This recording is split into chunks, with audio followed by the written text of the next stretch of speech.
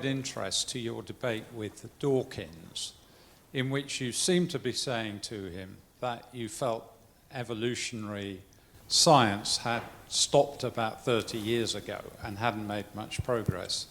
I wonder if you could just expand on that. So, in some sense, I think this is just strictly an empirical question. If I ask my colleagues what scientific progress has been made on the study of evolution in the period since 1976, what I get back is a long list of empirical studies. And when I say, what is the last theoretical breakthrough on which we all agree? Silence.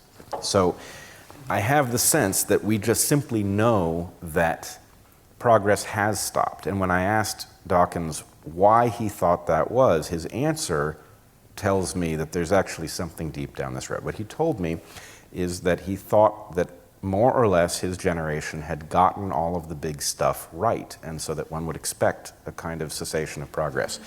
And what I know from my own work is that that's not true, because there are a great many questions that we can't yet answer. Big questions, like about the nature of sexual selection, what we call lekking, about speciation.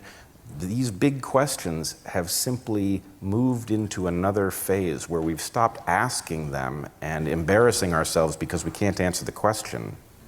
Why, for example, are there more species more densely packed as one moves from the poles to the equator? That's a question we should be able to answer. It's repeated on every continent, in every ocean, at every depth. So why can't we answer it? Because we've lost the thread of the conversation, not because we answered all the questions. So in some sense, progress seems to have stopped. Why it stopped we can argue about, but that we should do something to jumpstart it, I think is almost beyond question. Okay, and